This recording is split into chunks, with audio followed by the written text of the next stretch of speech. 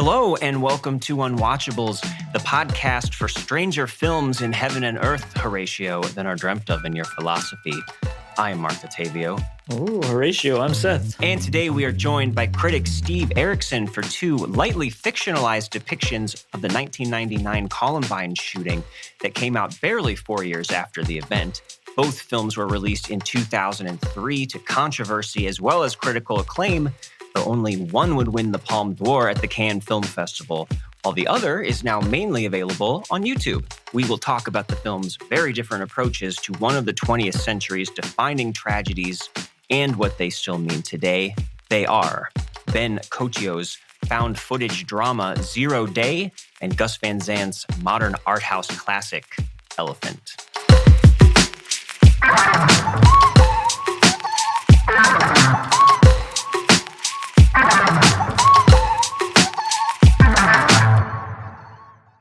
And here to help us navigate these muddy, sometimes depressing waters is Steve Erickson. He is a film and music critic for Gay City News and other publications, a director of the short Culture Shock and 5 other films. His music can also be streamed at callinamagician.bandcamp.com. And Steve, you have a new EP that just came out, right?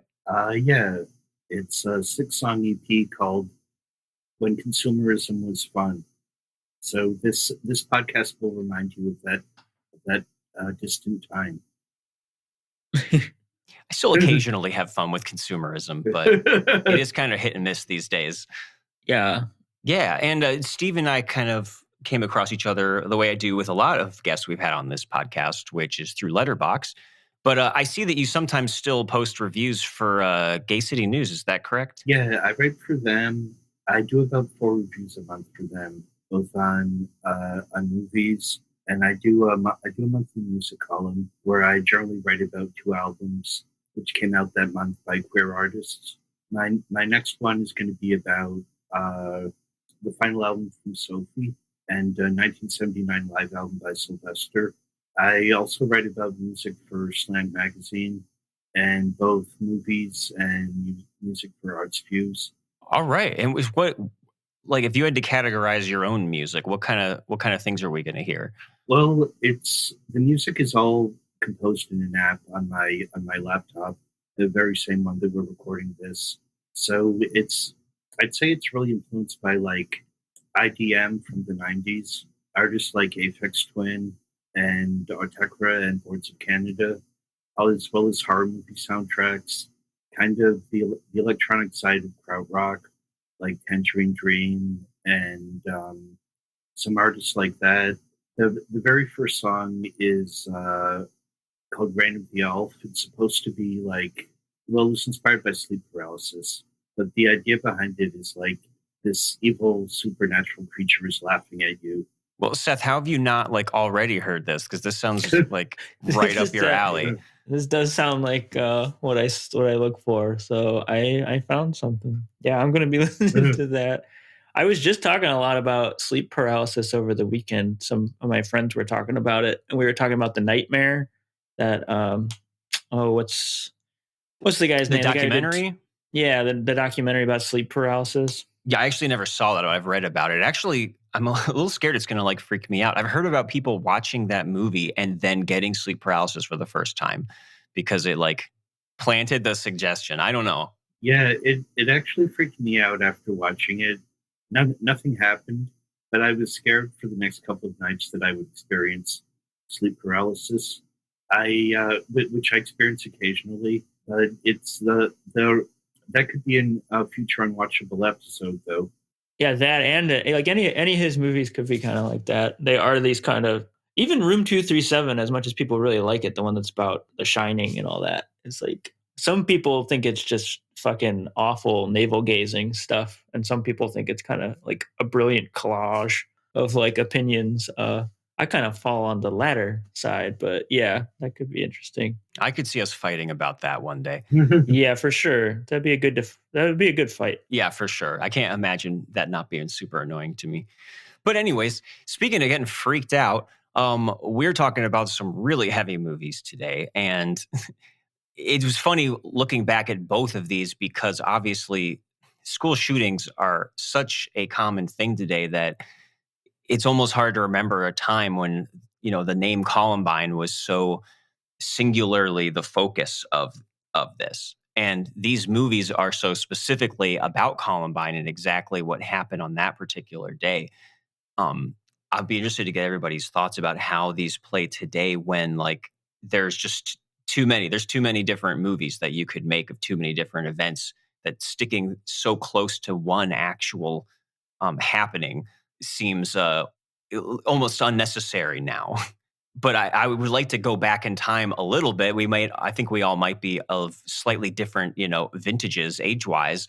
I was very little when Columbine first happened, but I was definitely like aware enough to know how freaked out everybody was, what the whole like political and cultural fallout was we were going through.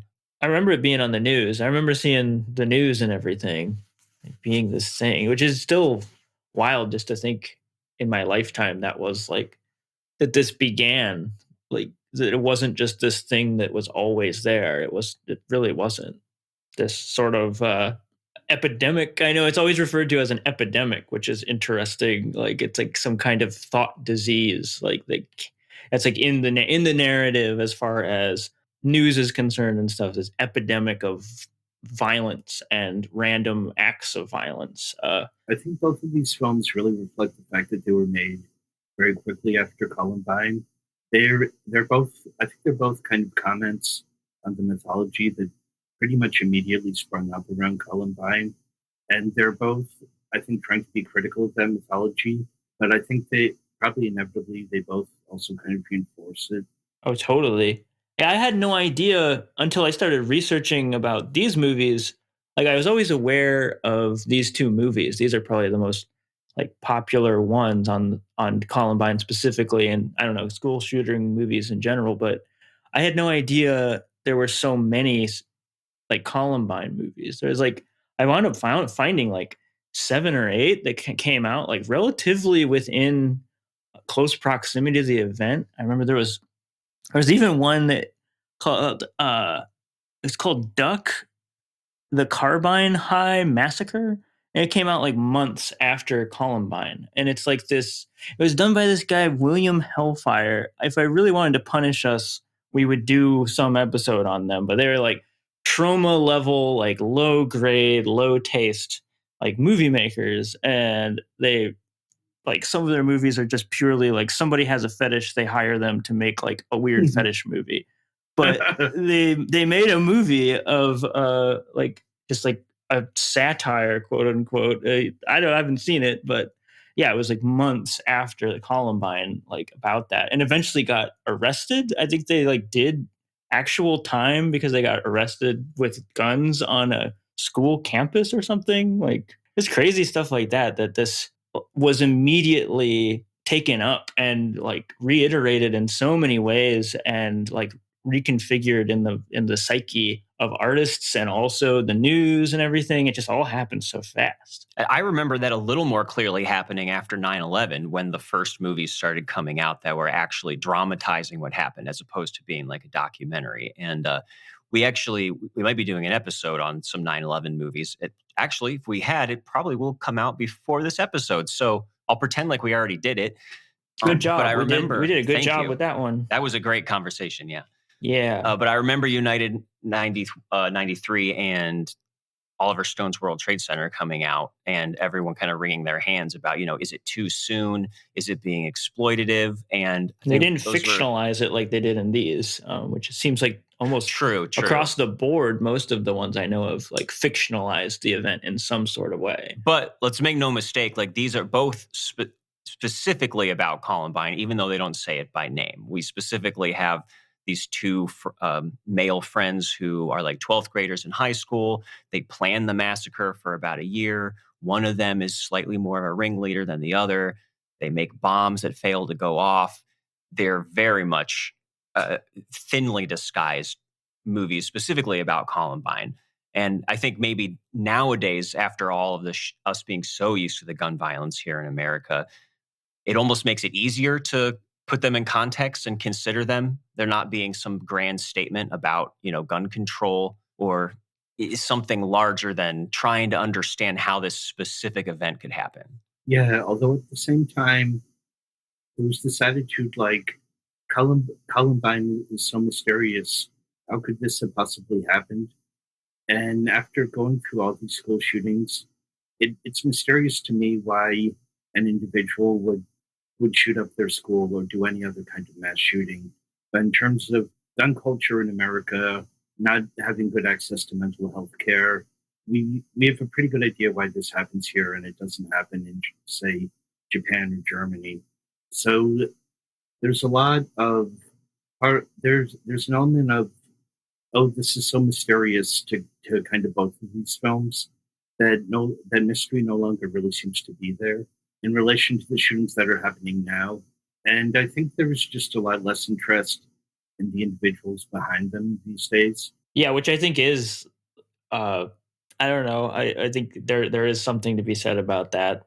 That there is a de-glamorization going on in some regard for that, and same with I don't know.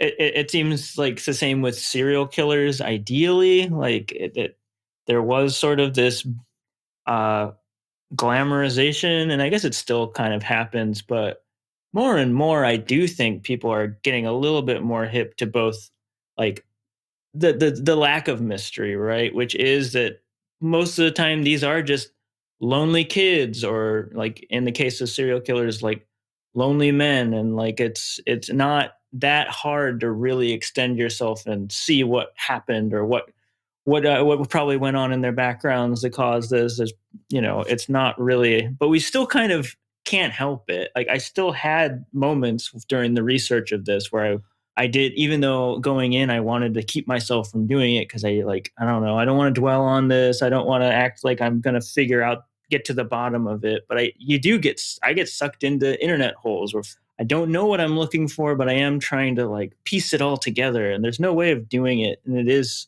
I don't know, at the end of the day, that is how I feel about it. These are just lonely kids that don't have access to proper mental health. And I don't know, these violent outbursts are not mysterious and they're not rare. What is perhaps rare is there is the individual that acts on it, that actually goes far enough to actually act on it, is the real thing that is a little bit more rare. And of course, the access to, weapons that can kill tons of people. Yes, that helps. Other people in other countries don't have. But this is actually a good way to get into Zero Day, because this, I think, much more so than Elephant, is laser focused on the killers. This is an honest to God found footage movie that is shot by the killers to an imagined future audience. And they really did go like full Blair Witch with this, where they had the kids use their real first names. At least you see their real parents playing their parents in the movie. So the level of verisimilitude here I found to be really impressive. Like, honestly, as far as if you're just judging a found footage movie by how authentic and convincing that it feels, this is, I think, like one of the standards of it. Like, I really never for a moment felt like I was watching something that was contrived. At least we'll talk about, I guess, the climax. But for most of the film, it really is this slice of life almost, where even though it's terrifying what they're planning, like, these are such plausible kids. They're goofy. Even when they're being like kind of self-important, they're playing to the camera a little bit, kind of posturing the way that teenagers do. And, a lot of this is spent with them, like, egging the vehicle of a truck of a captain of the wrestling team, or him getting one of the kids getting their braces off, or going to prom. And I guess I just want to start there. Like, how did you guys feel about this, just as verisimilitude wise, as a found footage movie, as performances? The scene with the braces is completely documentary. The kid really did, like, the actor really did have to go to the dentist to get his braces off, and the director just tagged along and said he was a relative shooting home movies. So there's even they're obviously it's not a real documentary, but the actors are so convincing. I think part of it is that they genuinely are. I think they were both 17 when the film was made, so it's not like a Hollywood production where you hire 23-year-olds. You usually like models or someone who looks. Sorry, just said I got briefly disconnected.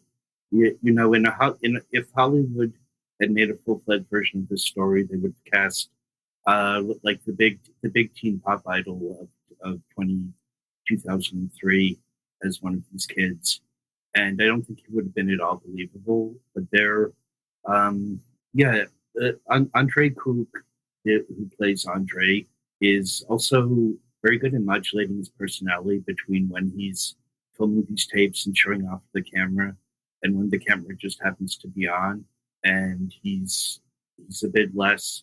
You can tell that it's the same person, but he's putting on a kind of brash, angry persona for the camera. Oh man, yeah. I don't know. It was one of the most convincing I'm sure it was some of it was semi improvised like a lot of the time, right? It feels like most of it is, honestly. Which I just feel is a recipe for disaster, casting a bunch of teenagers, right? Especially with something as delicate and like you're dealing with complex layers of playing to the camera, also trying to sell this very complicated, dark, like again, kind of opaque to outsiders, this desire that these kids have and stuff. You're trying to express it.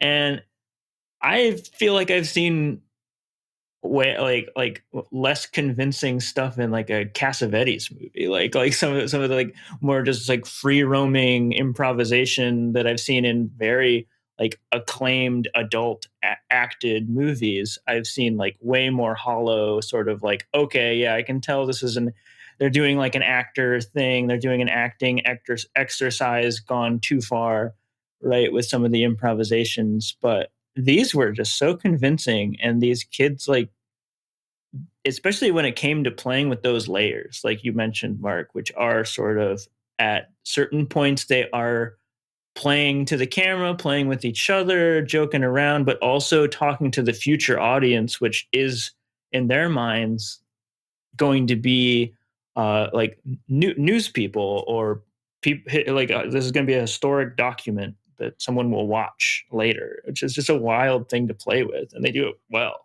And something that the real killers and plenty of ones that we've seen, happen since then. That's exactly how they behave. And they are doing it for the attention. They want to document themselves. And having seen like the real thing over the years, there's a really disturbing, kind of famous case. I can't remember the name of the victim. I think it's Cassie Stoddard, maybe.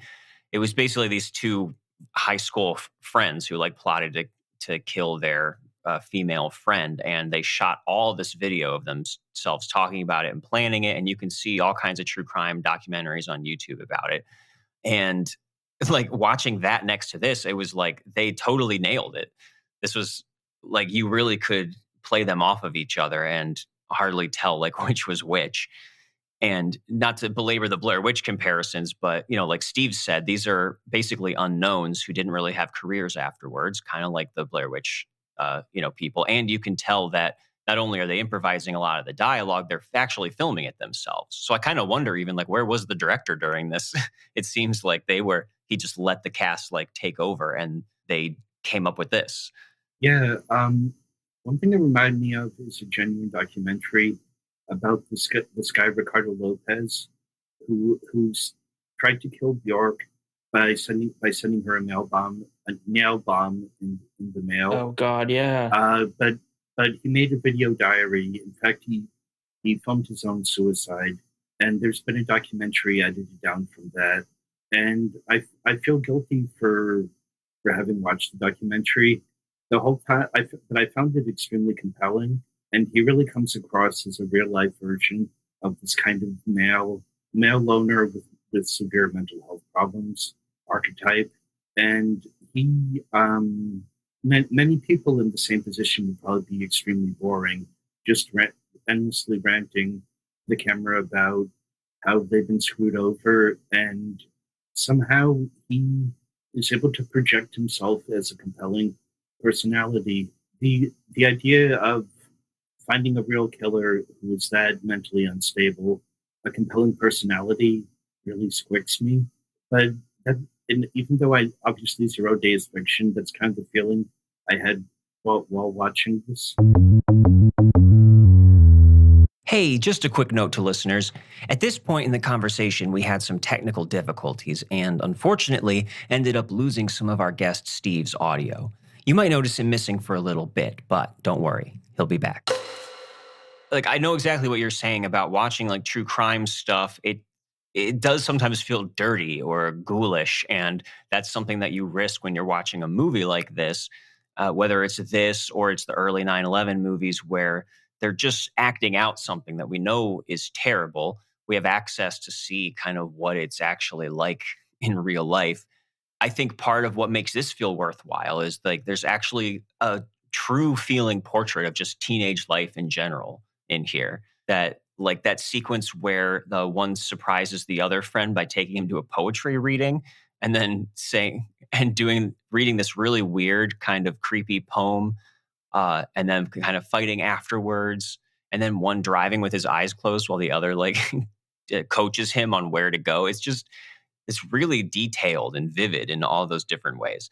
Just in a basic like storytelling way, I think it yeah, the word is compelling. I do find both these characters to be very fleshed out. They're not just clones or uh, like amalgamations of what we think bad kids or sociopathic kids are. They're like kind of I don't know. They're fascinatingly calculating. Like they're strangely sane too. Like in this specific version of the situation, they're just so aware of what they're doing the whole time and so methodical about it all. Um, it is just it it happens to be born out of a specific event, but it does feel like they're taking it and running with it and telling like quite the engrossing story, even to the point of like the way the events uh flow and stuff. There is like this sense of danger and improvisation, like I thought was very interesting. uh that they were like 0 day was going to be the first day that it turned that the temperature goes to zero, so they were going to like it's like left to fate or something. But that just doesn't really happen for them, which is like it sounds like something you would pick up out of like in your research about Columbine or something. It's not. It's something they made up. Then they have to just like, well, we're not actually going to do that. That's too weird. That's too complicated. We'll wait around forever. So we do have to finally just like we're just going to pick a random day and we're going to actually do it. Just like a lot of ideas here for sure, just about how it's all constructed. And the preparation is so thorough that I think it was a little controversial just that this really could be seen at certain points as an actual like how-to guide, to the point where I guess there's a scene where they construct a pipe bomb like step by step that's missing from some DVDs and some releases, which I haven't heard about why, but I'm guessing it's because it's just so detailed, because we also Yes. get them being really specific about how they alter guns and exactly how they put it together, and they time themselves putting the guns together. There's like this PowerPoint guide on the computer of the most practical way of who to go for first, which really all feels real. They also frame themselves, they go out of their way to frame themselves as being really reasonable, right? They're just like, we are very being as ethical, quote unquote, as we can about this. They're like going out of their way to make it so like, okay, we are telling the camera right now, so and so didn't have anything to do with it. This video game I played didn't have anything to do with it. Like they don't want any loose threads or it to affect anyone else negatively, which is just of course weird contradiction in it. But yeah, wild. I think that's exactly it. That's what this whole movie is about. And I think you could say it's about Elephant too. I think a lot of things about these two movies are considered a reaction to the reaction to Columbine, where people were trying to figure out easy answers, and they do spend their time here, burning the video games so they don't get credit. they're discussing about how, one of them is inevitably going to be labeled as the leader. Which one of us will it be? And like you were saying, Seth, saying that, going out of their way to say, listen, it's not our parents' fault. And there's no way that they could have stopped us. There are no reasons. But it's not taking this route where it's saying, listen, this is just inexplicable. You're never going to understand it. Because of course, in real life, there are reasons. It's a whole bunch of factors that go together. But I think that them addressing all of that is a comment on just everyone's eagerness to portray these tragedies as easily preventable, which, like, they're just not. Obviously, like, we can't stop them. There's not an easy answer or solution, even if you can identify exactly what the factors were. And I think the biggest one here that rings so true to me is their conclusion, their last scene together that they actually shoot themselves before they go in to 0 Day, is this little moment between them where they just say, I couldn't have done this with anyone else. And if you read about the real Columbine and a lot of other similar things like that, it's like, from what I understand, Eric Harris from the actual incident, like, was just a psychopath. Like, he was murder obsessed. Like, he might have been a serial killer or something when he got older. And he found somebody who was just disturbed enough to want to go along with him, and they found each other.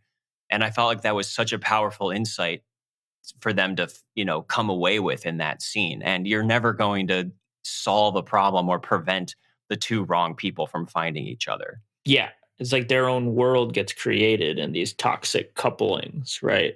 And there's a momentum that they're both like, when one maybe tries to falter or escape, the other pulls them back in.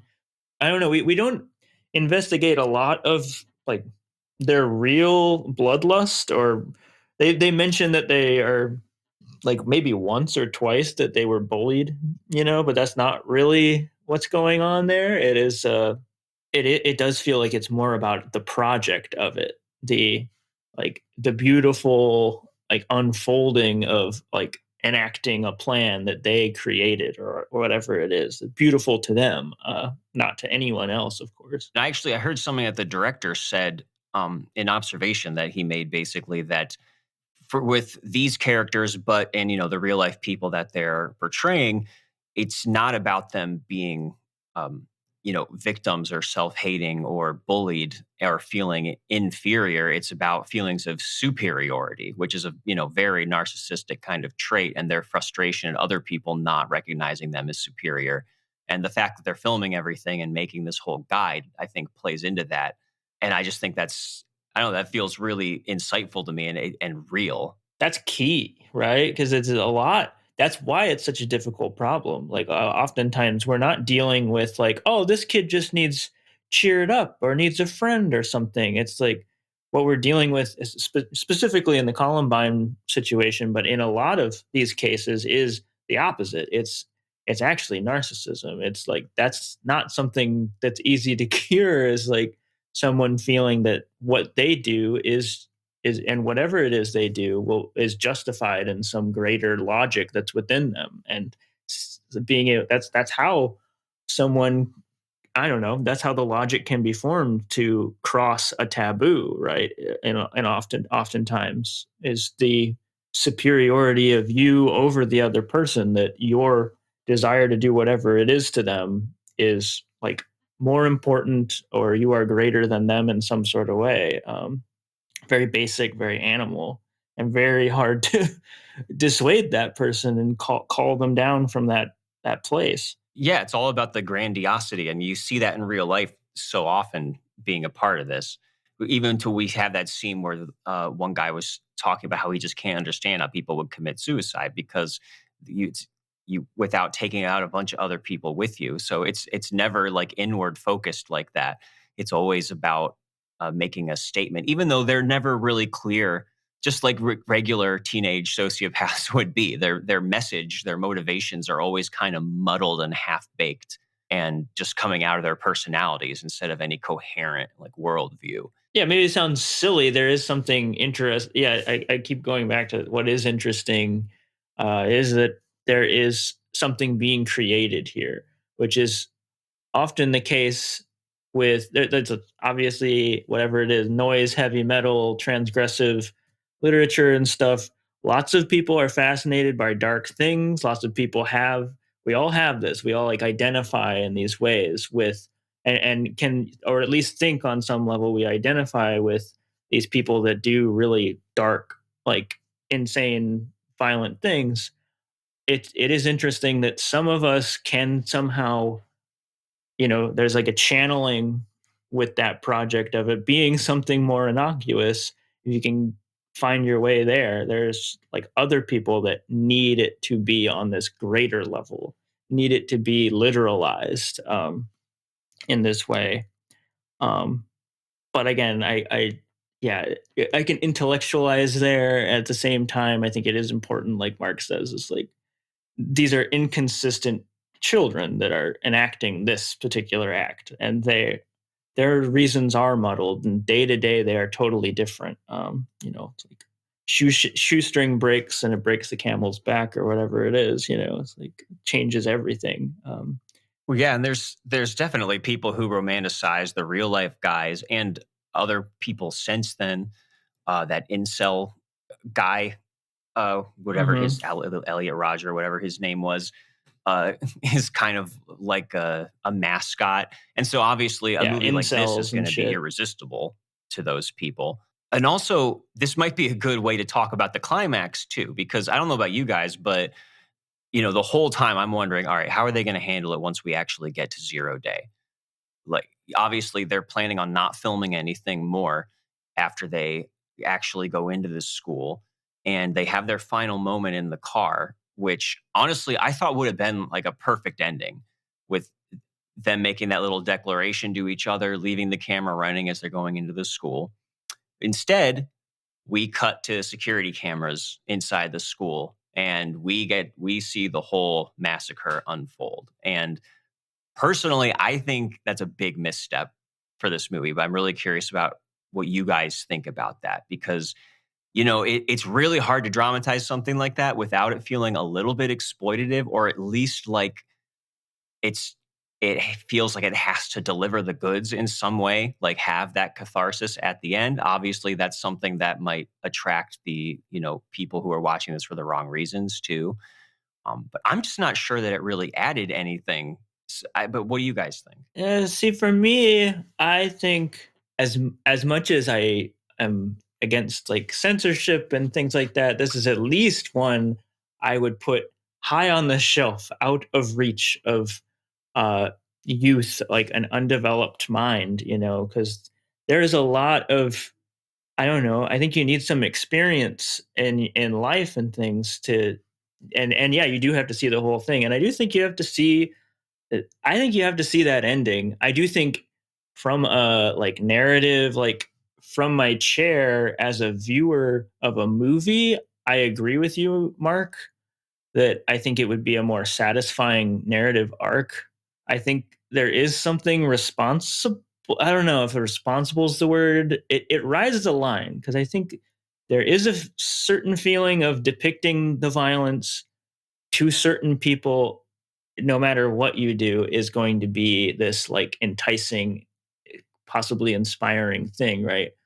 For anyone else though, I feel like it remedies some of what goes on, not all of what goes on in the first half, which to me, I don't see anything glamorous about the security camera footage. It's very sad and lonely, and it's not this epic thing that they thought it. That's like the whole thing, right? Is that it's not what they, this epic beautiful thing that they thought it was going to be. Do you think they have that realization though? Because they don't seem to I ever. don't think they do. It seems to me that they were pretty happy with how it went, all the way to them killing themselves. Like it's not like there was any kind of turnaround, for them. And so if the viewer is somehow expecting it to be exciting or thrilling, it almost seems like are they just trying to teach the viewer a lesson then? And I mean, I don't think that's where we were coming from. I don't know. I would be hard pressed to think you would see all that ending up to those sad, ironic, like lonely suicides at the end, that you would actually find this enticing by the end. That is, I think you do have to see it. otherwise it's left to the imagination to be exactly what these two would have wanted it to be, which would have been going out in a blaze of glory and great, time, Well, and I definitely agree it's harrowing. And I don't think that it's doing something that is being sensationalistic or, treating it like an action movie or anything. It's obviously very deliberately not doing that and keeping things very objective. I guess I just feel like it kind of backs itself into a corner where you have everything going down to 0 days. So it's always going to be a big question of how do you end a movie like this? And I don't know, this was so straightforward, and I'm just not sure that what this movie is about, what's good about this movie, has anything to do with just depicting the massacre in, minute, objective, God's eye view detail. And I feel like all of a sudden it's not doing anything special at that point. And I'm not gaining anything by sitting through this. And yeah, I don't know. Maybe it felt like a little bit of maybe a lack of restraint or figuring out something more uh, meaningful or relevant to do at that point.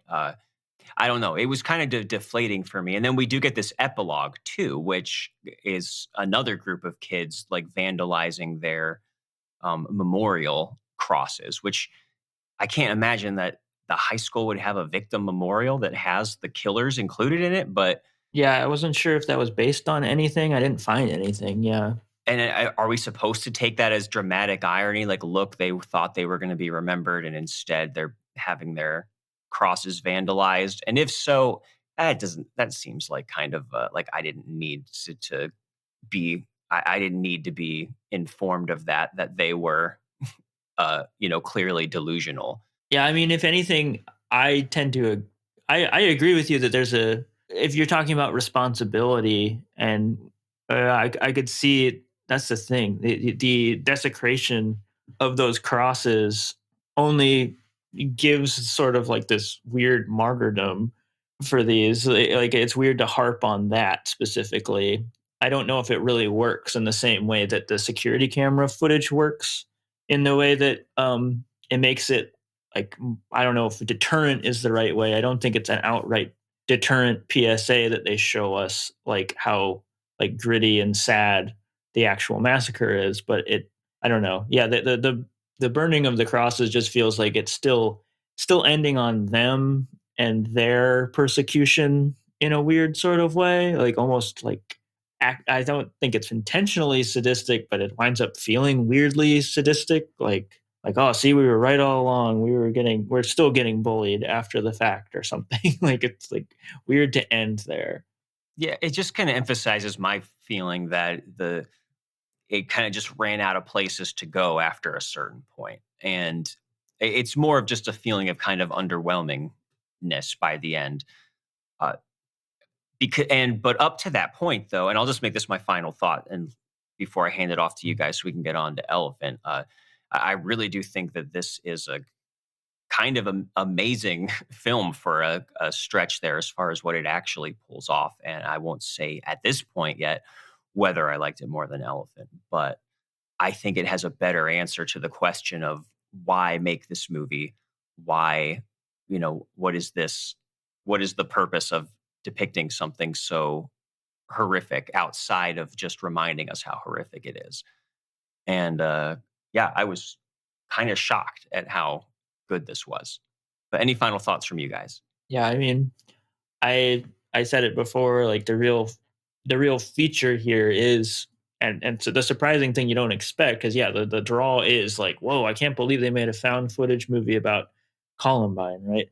But what keeps you there is this very compelling uh, filmmaking going on, whether it's lo-fi or not. Like from an editing standpoint, from just a mounting of like the story beats and everything, and the improvisation of the actors, it's just like very surprising, with especially with these kids. But um, I do think at the end of the day, regardless of if it ends here or cuts out this bit here at the end, I'm not surprised. Again, like you said, Steve, that there is some like sad fuckers out there that kind of love this or get off on it in a way or get it misconstrued, um, which is a danger of this. It's not as easy as people say about this stuff. It's not as cut and dry of just like,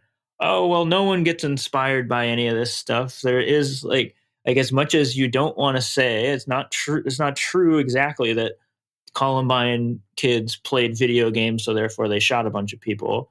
But or it's not true that someone would just watch Zero Day and therefore go forth and do this because they learned how to make a pipe bomb. But it's not nothing. It's not dangerous in its own respect. It's not innocuous.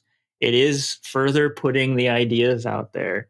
This does feel dangerous. I do walk away with feeling like this is something I would never want, like a teenager or I don't know, even maybe even someone in their early 20s or something to watch if they are not, unless I know them very well. I do think there is some intellectual wherewithal that is needed. I think with stuff like that, you really have to weigh the artistic merit, on the other end, where if the movie was, just, bad or exploitative, then, that could be a reason to be, oh, and it's also irresponsible.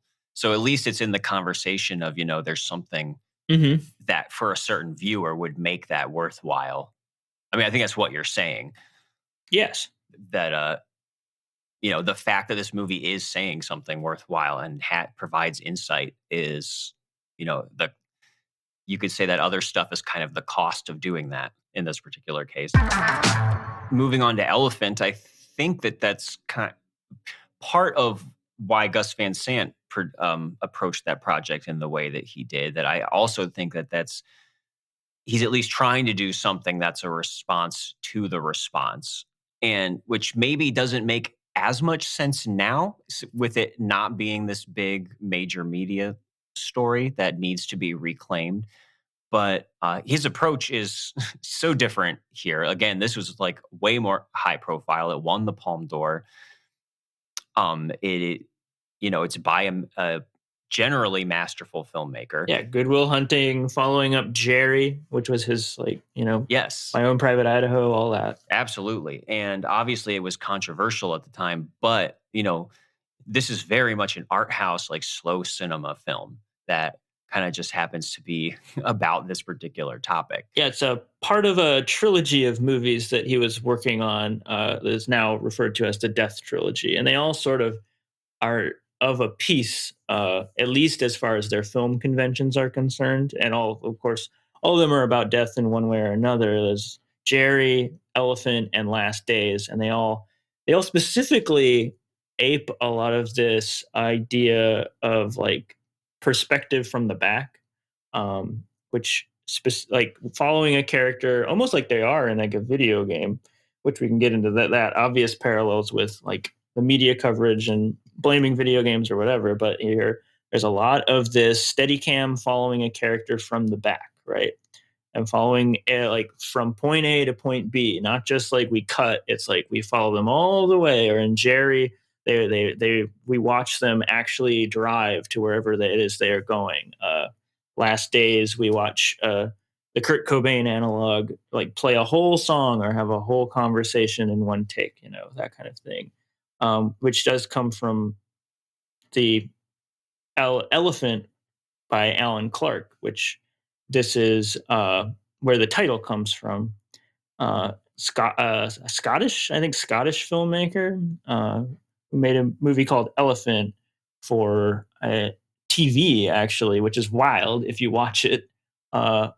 European TV is very different, but it's a succession of basically just killings. Like someone is walking, we watch them go into a shop and they shoot a guy in the head and then repeats basically for 40 minutes or so. Yeah, it's kind of ironic that I think your quote unquote average viewer, their big stumbling block for this movie isn't necessarily going to be the content as, well, it's been over an hour, nothing's happened. Yes. I'm just following people around, which, we watched a movie that Van Sant has explicitly called out as an inspiration for this, which was Jean Dielman, which is like, 3+ hours of a woman like doing chores. But there's it's very purposeful and regimented in the developments that we see. This to me seems more like it's just kind of about setting up the environment and showing the calm before the storm, like over and over and over. And I think a lot of people who don't like this movie, either they think that's boring, or that what is the point, basically, that we're seeing all the people that it becomes clear are about to be either killed or caught in the middle of this massacre.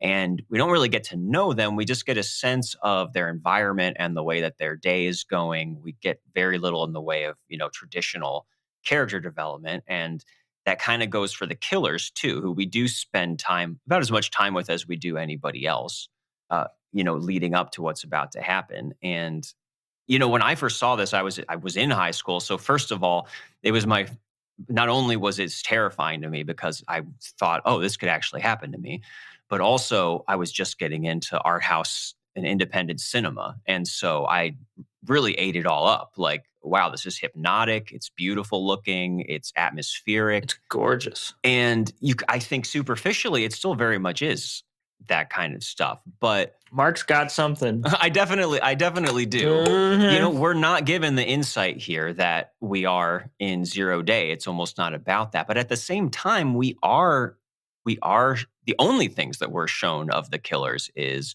them being bullied, playing this first-person shooter game that's not even a game. It's just like mowing down defenseless figures. They watch a Nazi documentary. They get guns through mail order.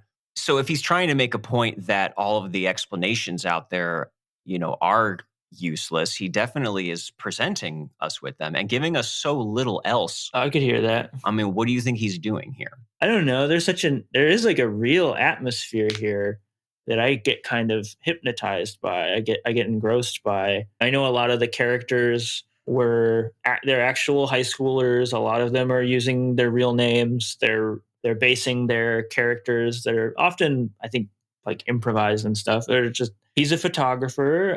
We're going to have Joey be a photographer and he's going to take people's pictures. And then this kid is bringing his own life to it.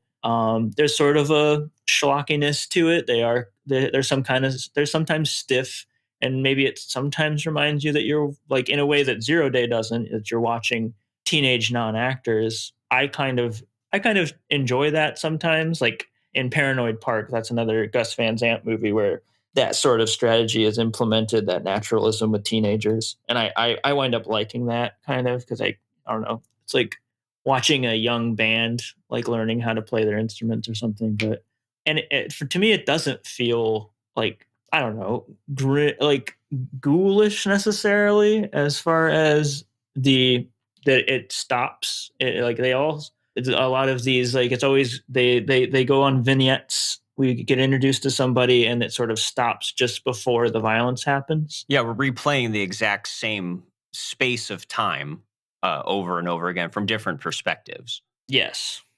I don't know. It doesn't stand out to me as being like particularly ghoulish. It is just where the movie is headed. And I like that we are able to actually see what a day at this school is like, basically. That's really what all it's giving. It's not trying to set it up dramatically in some sort of great way, or really even develop the characters in some kind of Hollywood way, as if you need to develop the characters to have sympathy for them in a dangerous situation like this. You don't. I don't think that's really required here. I don't know. I come to bat for the beginning, at least. The problem that I'm having then is, what is the point of this movie? Because what is most prominent about it is it seems like a stylistic exercise and not much more than that. And for something that in the end ends up being kind of an empty stylistic exercise, but about Columbine. Well, to you. Yeah, to me. And can't help but feel exploitative just by the whole nature of it. So, if all the movie has up its sleeve is showing us how unexpected and basically how blissfully ignorant everybody is over and over and over again, just to emphasize how horrible it is when finally that other shoe drops. In a way, it's just a different way of winding us up. That it's giving all this huge impact to when it actually that all hell does break loose, and it is hard to watch and sad and disturbing. Um, but the whole movie becomes about building anticipation and dread for that moment when it happens, and I'm just not sure what the point is. And I don't think it's intentional on his part, really, but I just felt so kind of hollow at the end of this. Like, I don't think that a piece of art really is doing anything that special if it's just there to remind us how horrible something is. And that's all that I was getting from this. And maybe I could go back in time and look a little bit at Van Zant thinking, look, this has been too politicized. I'm just trying to take us back to the day of what it was actually like. But I don't know, outside of that context, it seems like he is goosing us in all these little ways with the little flash forwards, the, the whole structure of it going around and around and around again, and then showing us everything. It felt like just a different kind of sensationalism to me with a very tasteful veneer over it. But I mean, as far as throwing it to you, Steve, like, do you see this film doing something larger or more worthwhile than emphasizing the horrificness of this happening in such a unexpected, unassuming, peaceful environment? I think it's trying to do a number of things that it kind of fails at. One of them is to emphasize how difficult it is to know the victims of a shooting like this, and how when people defend true crime these days, they usually emphasize we're centering the victims, we're not glorifying the killers, it's all about the victims. And you could make a case that that's what Van Sant is doing to a large extent in this film, except that it feels like they only exist to be knocked down. We don't really learn anything about them, I think it's obviously a point that he's refusing to develop them as fully fledged characters. And I think at the time that made sense. But for me, there's something very ostentatious about how film really emphasizes what an art film it is and how much it's influenced by European cinema.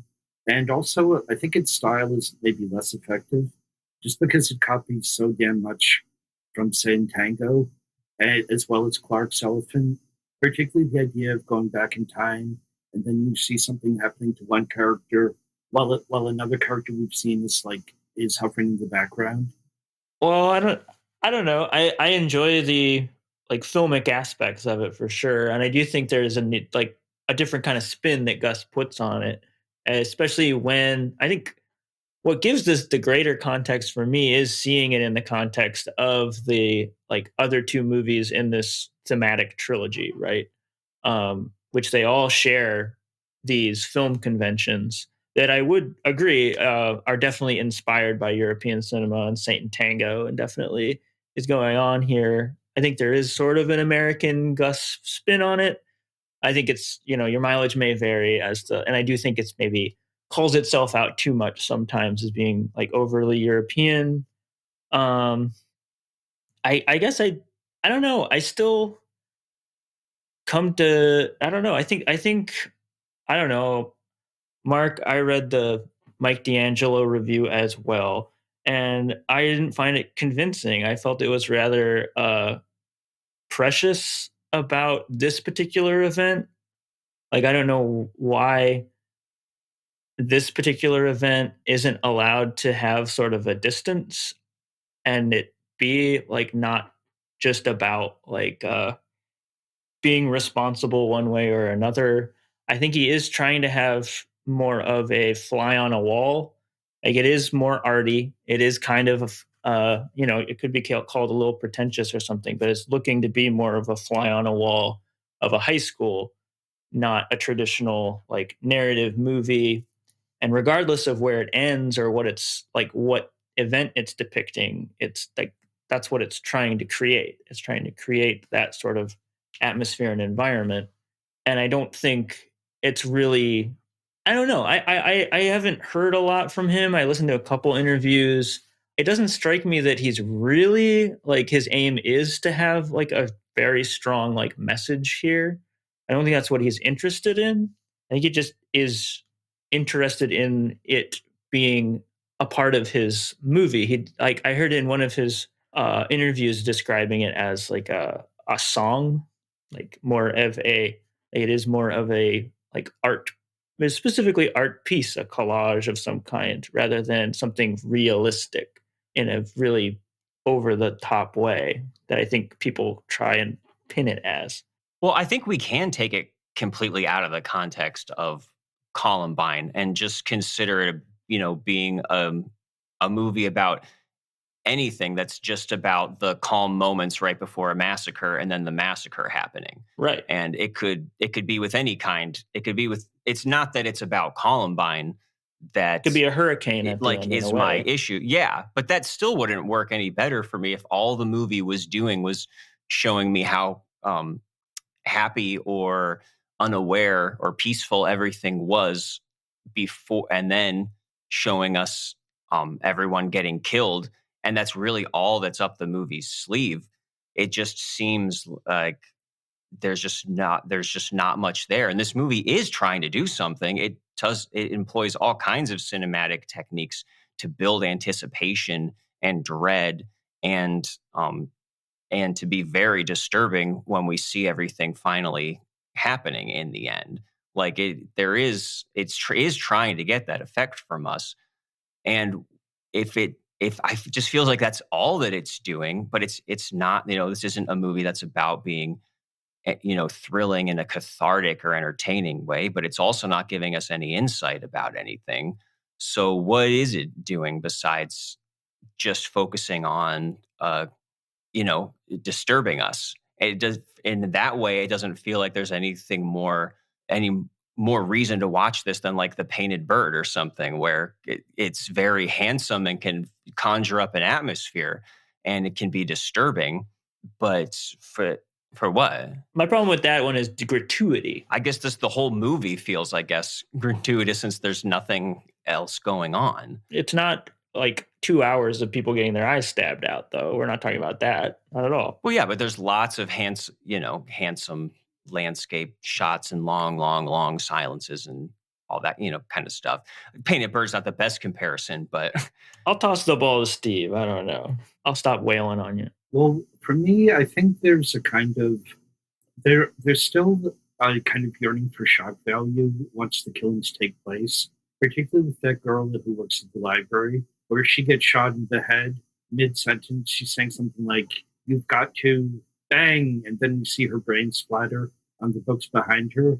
That just seems like there's a nightmarish quality to the film, particularly both in the beginning and then the sequence with Benny towards the end. I found that the most successful part of the last half hour, partially because the most of the killing has already taken place, and he's kind of wandering around.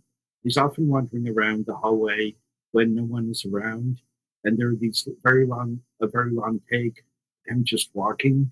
But we know that all this horror has just taken place and will go on. But to me, there's kind of a mean-spirited aspect of the film, like the portrayal of the three girls. They just seem like this stereotype of the popular girls who are concerned about boys all the time, and then of course they have bulimia, and they even kind of get punished for having bulimia by getting shot in the bathroom.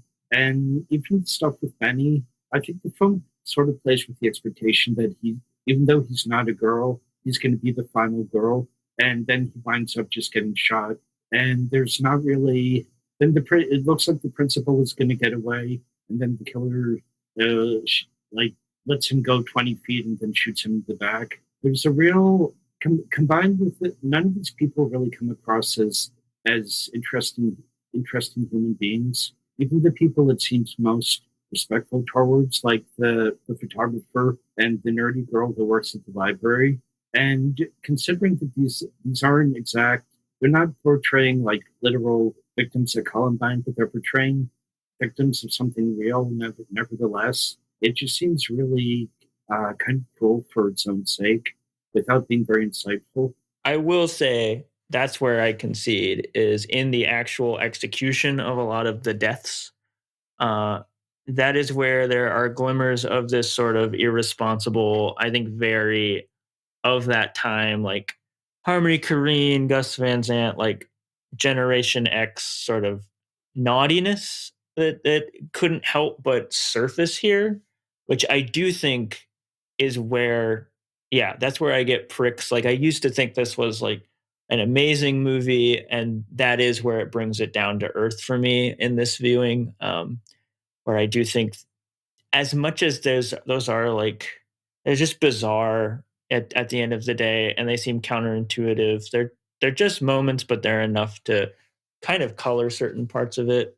I don't know. I think certain ones like I don't love the scene in the library where the girl gets shot, but it is, I don't see that one as pointed as some of the other ones are. That one does feel like it is there following the thread, which is just sort of the randomness of, like she seems like a perfectly like, I don't know, there's no reason to suspect that's going to happen, and it does, kind of thing. Where I agree that there is like a punishment feeling or a weird, if it's intended or whether it's intended or not, I think it's poorly done when it comes to the like the four girlfriends that get shot, that have no like redeeming qualities in the context of the film and stuff like that. Yeah, the whole comical reveal of their group bulimia it was always struck me as like a low point Awful. of the, Yeah, the movie. Like, awful. what is, and the teens here, they all are,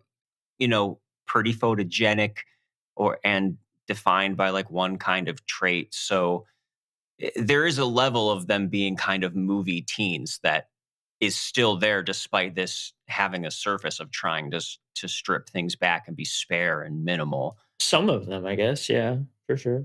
And I definitely want to talk too about something that did generate a lot of discourse with this. I talked earlier about how, we see the killers getting bullied in the video games and everything. But then there's that moment where one steps into a shower with the other and they kiss, right? Yeah. And that's another thing too that's like, maybe Van Sant had something he was getting at there, but seems like just not a helpful thing to throw into the discourse. That there's so much you could read. If you want to be ungenerous, you could say that, okay, maybe this is not something he would intend to be homophobic because he's a queer filmmaker. Oh God, yeah, I know what you're saying. But something that could be easily construed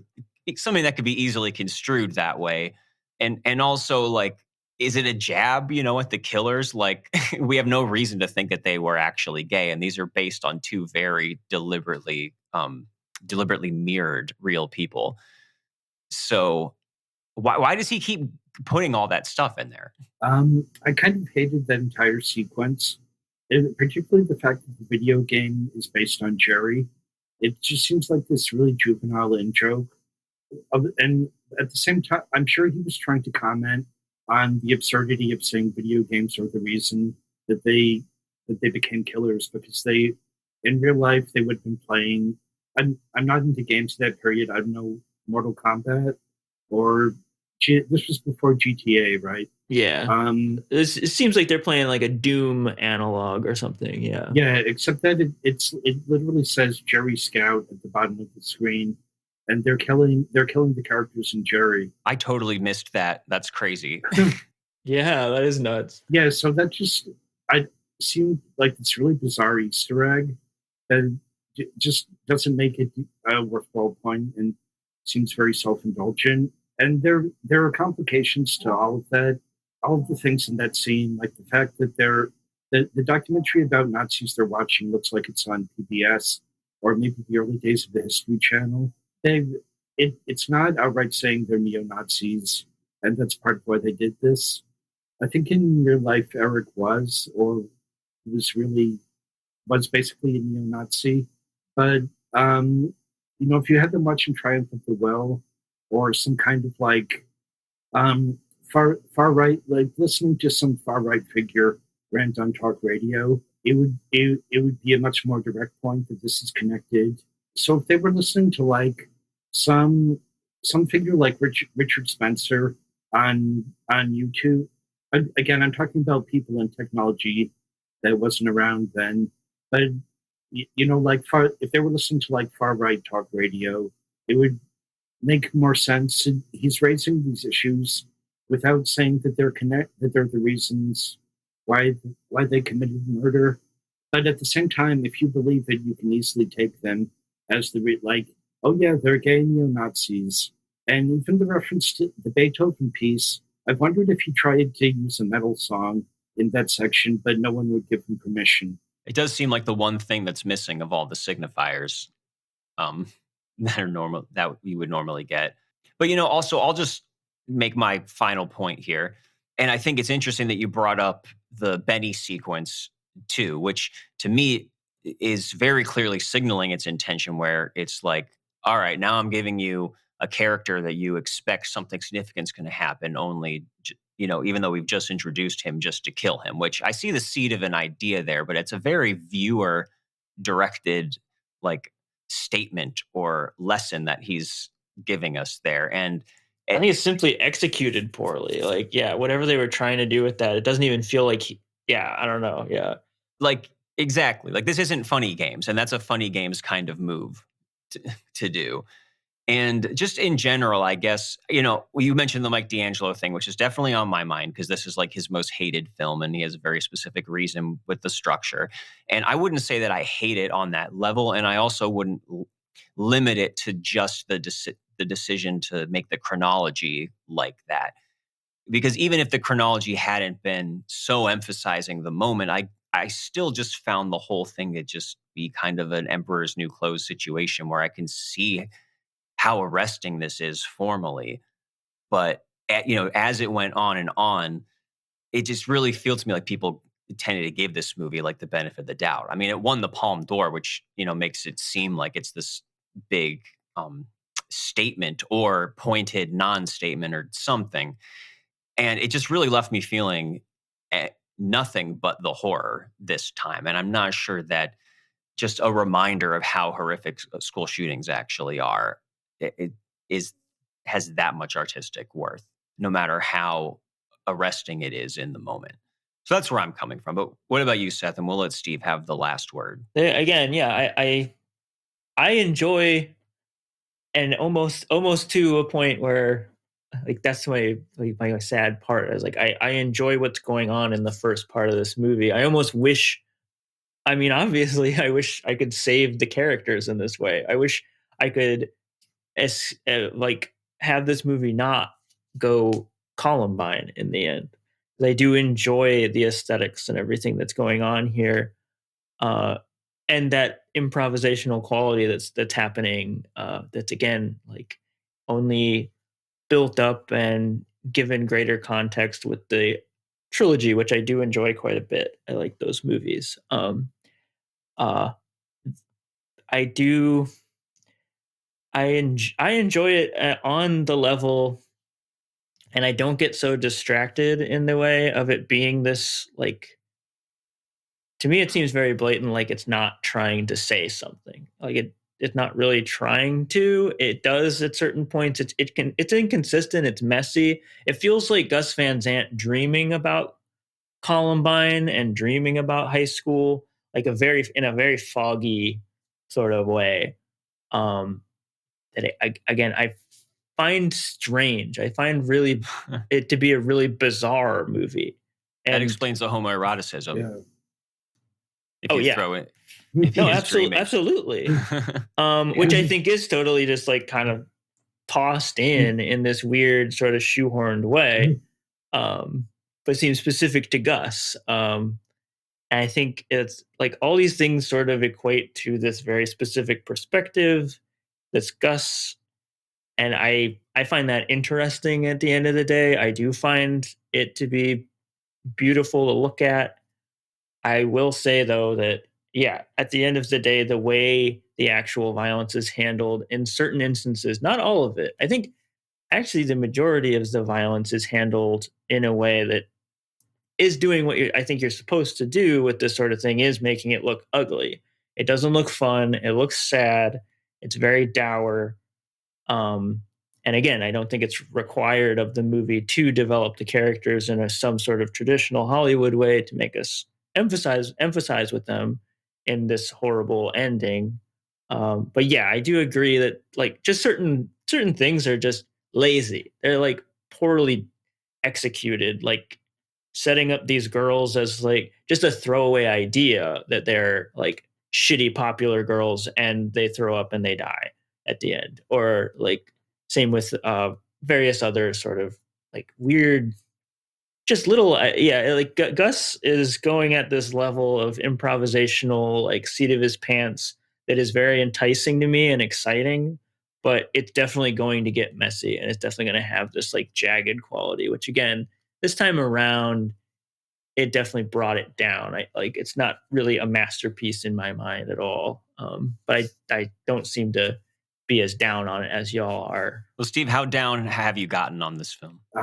Pretty far down actually. Like on the Letterboxd rating scale, back when I first saw it in 2003, I would have given it 4 stars, and I gave it 2 stars when I saw it. I think on Sunday. Maybe that's a bit harsh. I might give it 2.5. But I think what Seth said about it being Gus's nightmare is really provocative. And I wish it had gone further, maybe in the direction of being less explicit with the violence, but trying to be, say, rather than the scene with the girls in the bathroom, we had more stuff like the terrified people in the cafeteria, or Benny just walking around in a daze after most of the violence is, or after you think most of the violence is over. There's certainly, it just seems like kind of an empty exercise in style, and I think it also kind of mystifies Columbine in a way that Zero Day doesn't. Like, this might be more quote unquote responsible by not spending much time with the killers and spending a lot more time with the victims. But I think Zero Day really has insight into why mass shootings happen in America. And this film really has nothing to say about that.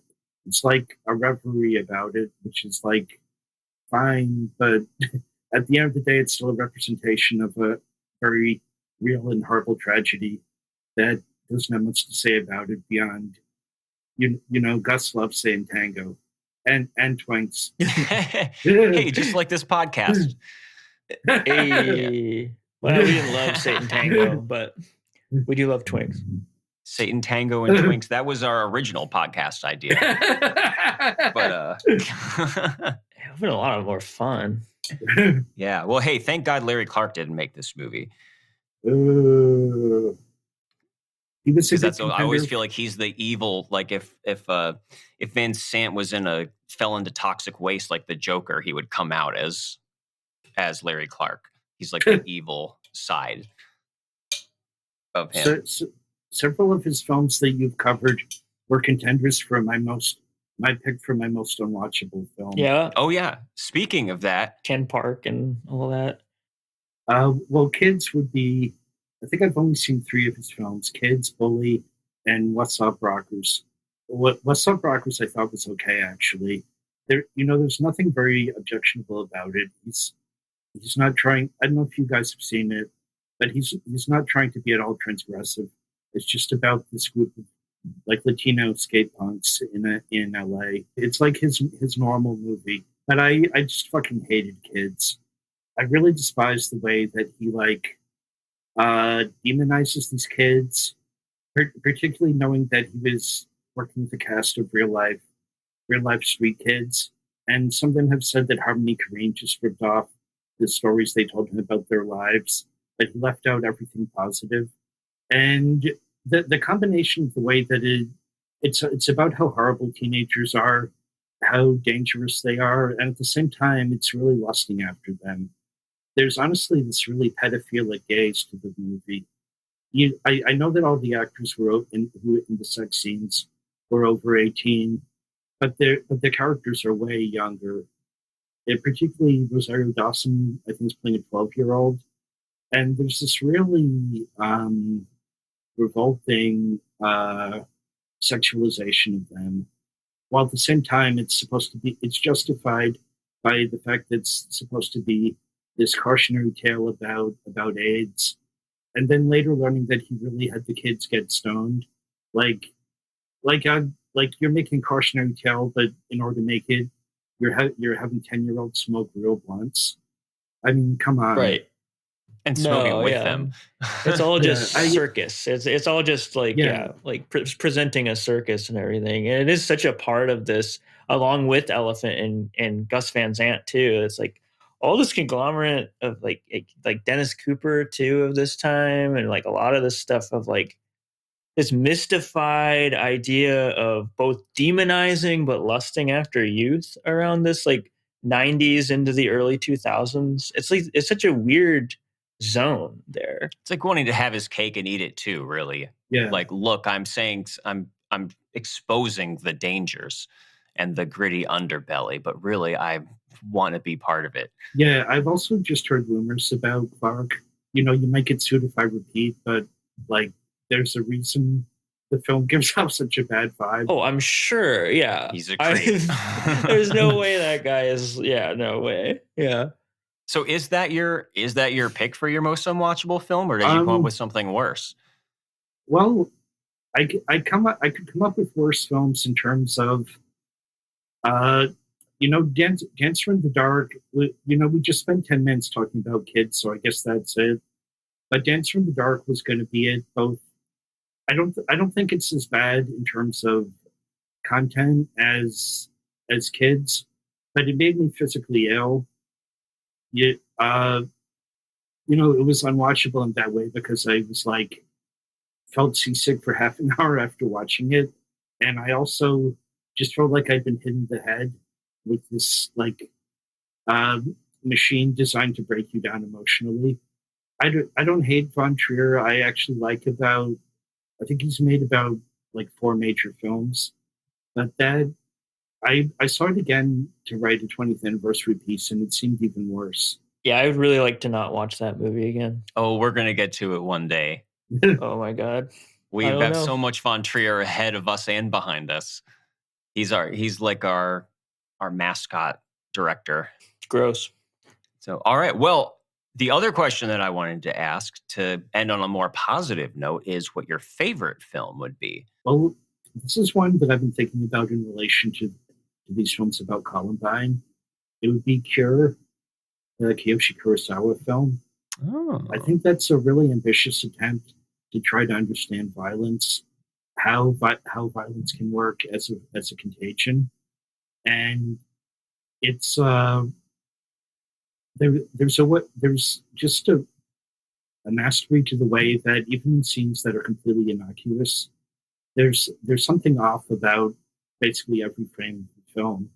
There are these huge long shots of huge spaces, both institutional spaces like hospitals, police stations, and then there's something that's more typical for Kurosawa films around this time, where you see crumbling buildings, and there's a sense of using space and sound to disorient the viewer, and to kind of can make you feel like you're in the same sort of dissociated headspace as the characters.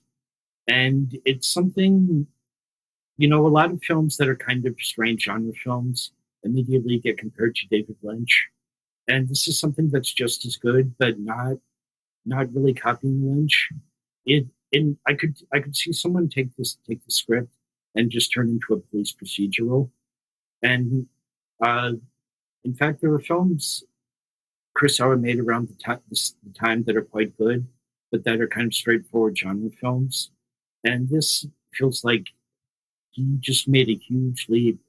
And I don't know, it's like everything that movies about serial killers in the 90s were leading up to, but taken in a really, instead of piling on the gore or like romanticizing serial killers, it goes in a very dreamlike direction, and one that kind of points to how we all have complicity in violence and we all have the potential to be manipulated. There's a real, I think it was made before the concept of memes really existed, but you can see the way that murder gets passed from character to character, and also how vision is, how people can be hypnotized just by flicking a cigarette, and that early cinema, like you see footage of I'm trying to remember if it's a film or a photograph of the 19th century Japanese hypnotist. There's a sense of it implicating itself in all of this stuff, but without any kind of moralism or preachiness, and just kind of wondering about our own worst capacities and how something like having a partner who has dementia could lead to you committing really horrible behavior without being like a quote unquote terrible person. Man, I am so overdue to rewatch that movie because I saw it many years ago. I never seen it. I gotta see You that. have me convinced. And his other movie, Pulse, is one of my favorite horror movies. So I consider me tickled. You tickled him. Well, for me, the period of that he did from 1997 to 2008 is one of the great stretches in film history. He ending with Tokyo Sonata, which is kind of all the same themes, but without any genre elements, just a straight up drama about a family. And after Tokyo Sonata, the quality really dropped off. I want to see Chime again, but that feels like a very conscious return to cure, almost like a comeback album. He's made 2 other films this year, one of which I think is all played at Fantasia, or is about to. Anyway, I think he has 2 films premiering at fall festivals this year. He seems to feel like he's on the path of a comeback, and I hope the other 2, he finally gets back to that level of quality. Hey, same for Van Zant, because we've covered 3 of his movies now on this podcast, and we are waiting for him to get back in the saddle and stop making stuff like The Sea of Trees. That would be great. Oh, he's now making that one about Hulk Hogan, Peter Thiel and Hulk Hogan's lawsuit against Gawker. Oh, great. With like Matt Damon playing Peter Thiel, Ben Affleck is in it as well. And I don't know. That really does not sound promising. I'm sure there's going to be lots of over-the-shoulder Steadicam shots. I doubt that. We'd be lucky to get that. I saw The Sea of Trees about a month ago when it premiered on Max. We just covered that. Oh, you did?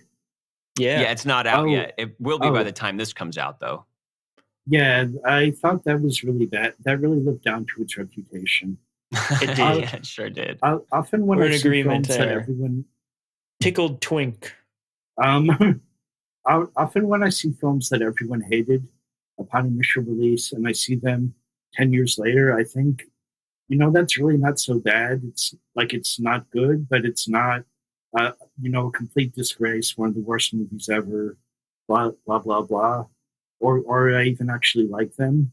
But Sea of Trees, yeah, that's just as bad as the reception it got at the time. And that was like 8 years ago, wasn't it? Well, I'm always going to hold a hope. I know the Hulk Hogan Gawker movie is going to be the one. This is it.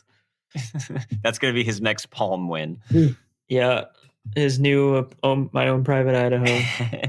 Well, Steve, thank you so much. I'm really happy with where these conversations went, and I think this was a really good discussion. And Yeah, totally. I really appreciated everything that you had to say about them. I want to encourage everyone to find Steve Erickson on Letterboxd, to find his music, which again is callinamagician.bandcamp.com. And it was nice to meet you. I'm glad that none of us have high school in the morning. That is pretty great.